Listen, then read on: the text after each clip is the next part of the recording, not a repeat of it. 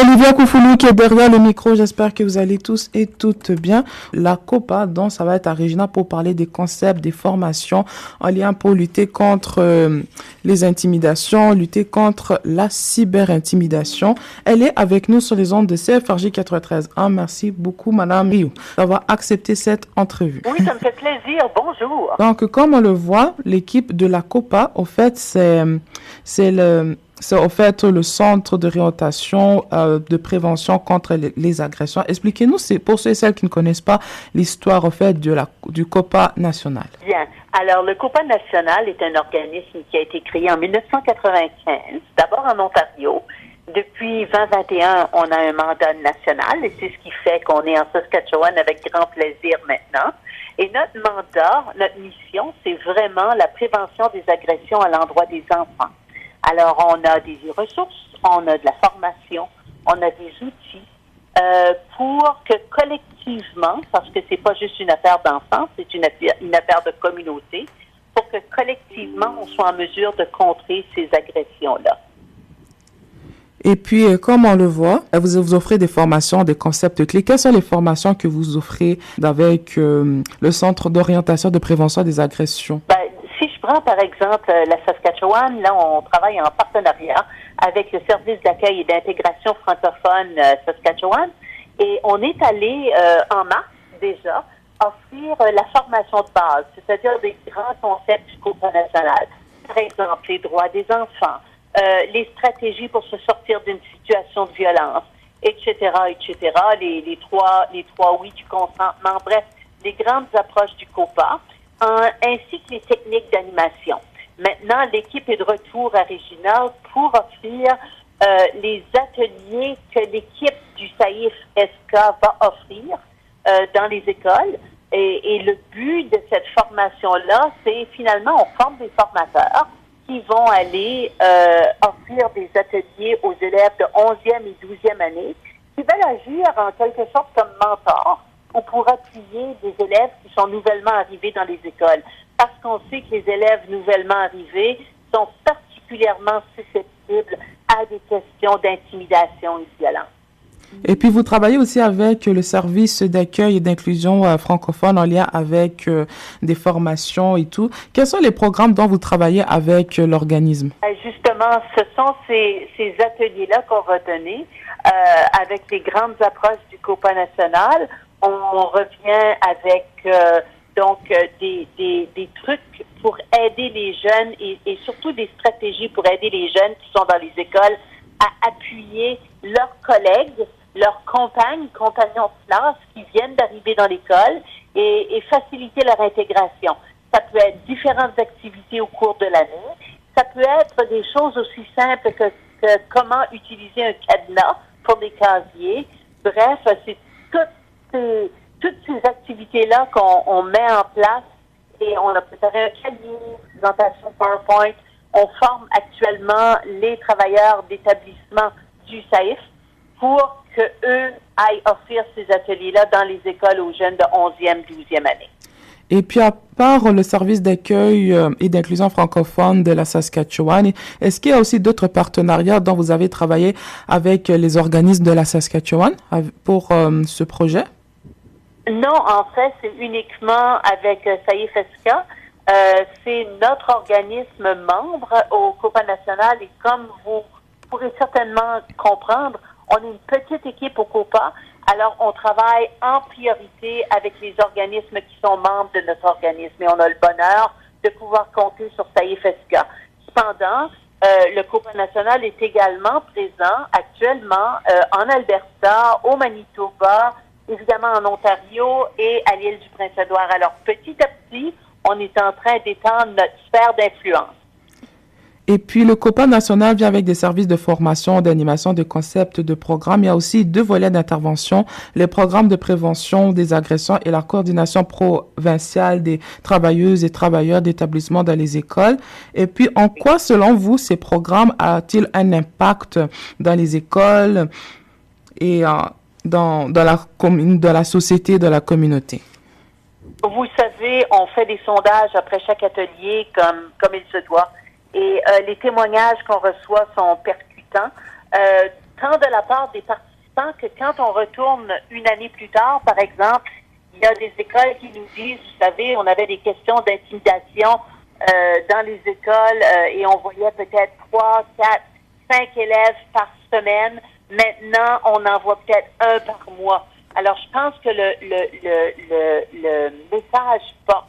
Vous savez, au Copa national, tous les enfants ont 3 droits. Le droit d'être en sécurité, d'être fort et d'être libre. Et c'est la base de tous les programmes du Copa national. Et une fois que les jeunes ont compris ces 3 droits-là, ils savent que, et on leur apprend aussi, que si ces 3 droits-là ne sont pas respectés, c'est ce qu'on appelle une agression. Quand on se sent pas en sécurité, quand on se sent pas fort et quand on se sent pas libre, c'est ce qu'on appelle une agression. Et qu'est-ce qu'on peut faire pour se sortir de ces situations-là? Alors, il y a des stratégies, on a des outils.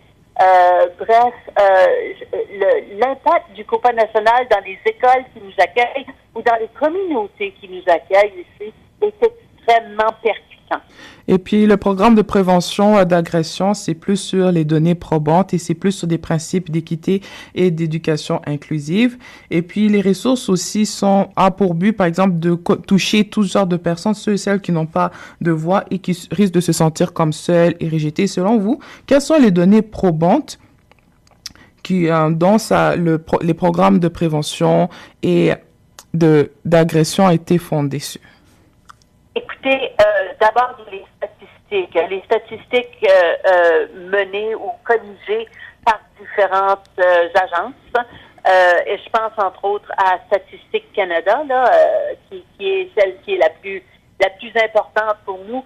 Je regarde, par exemple, en Saskatchewan, vous savez peut-être que la Saskatchewan est l'une des provinces qui compte le plus de cas déclarés à la police.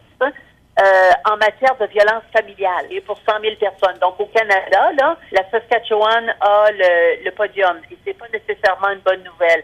Alors, on se base là-dessus. On se base aussi sur le fait que la majorité des situations de violence sont produites ou sont exercées par des personnes qu'on connaît et pas par des inconnus, contrairement à ce qu'on fait croire aux enfants. On parle pas aux inconnus.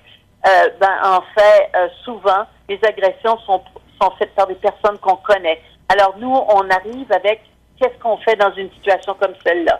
D'autres données probantes, c'est que les régions rurales sont vraiment plus susceptibles à être, ou les régions, les personnes qui habitent les régions rurales, je devrais dire, sont définitivement plus susceptibles d'être victimes de violences, d'intimidation et d'agression que dans les milieux urbains. Et en plus, en région rurale, il n'y a pas les outils pour aider les personnes qui subissent ces agressions-là.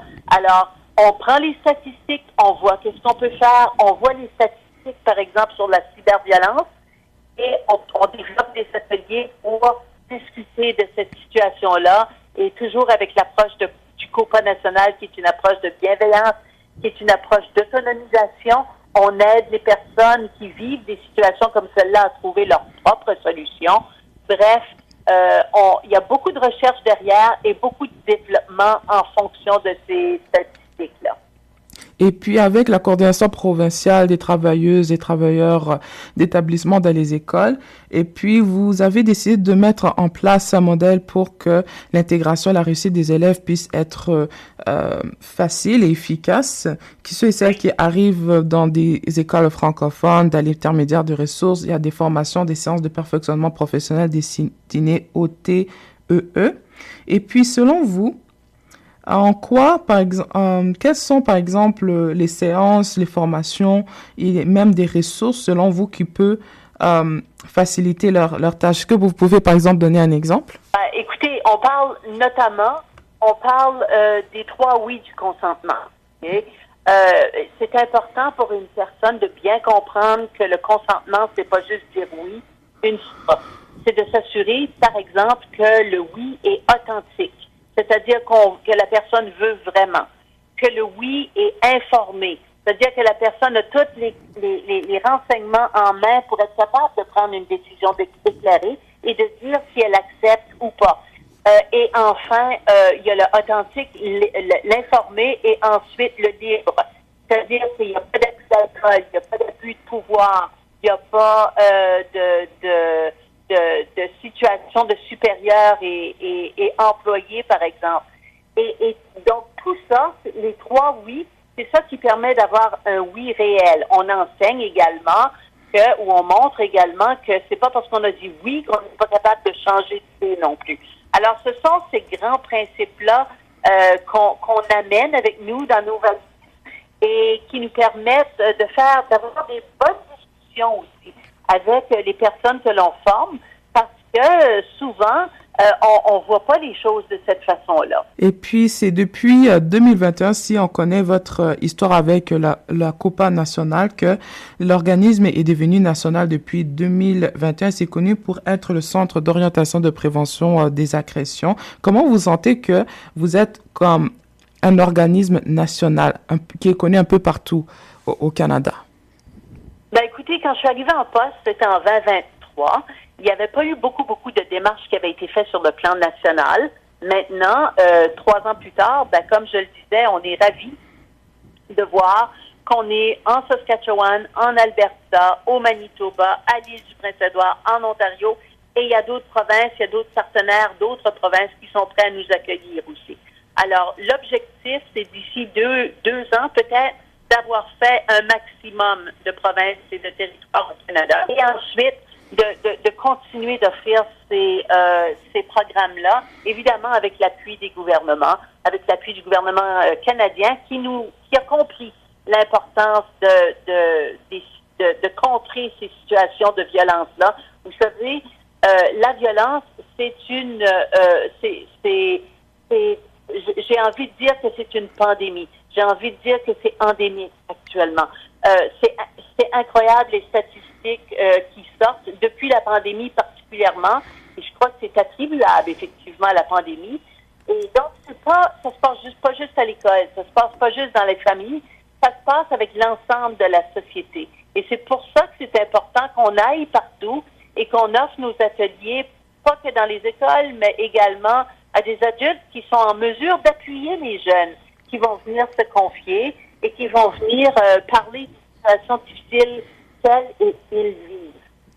Sur les ondes de CFRG 93 ans, vous venez tout juste d'écouter la voix de la directrice nationale de l'organisme COPA, qui est le Centre d'orientation et de prévention des agressions, Marie-Claude Rioux, sur les ondes de CFRG 93.1. Merci beaucoup, Madame Rioux, d'avoir accepté cette entrevue. Ça a été un réel plaisir. Salutations à toutes les auditrices et tous les auditeurs.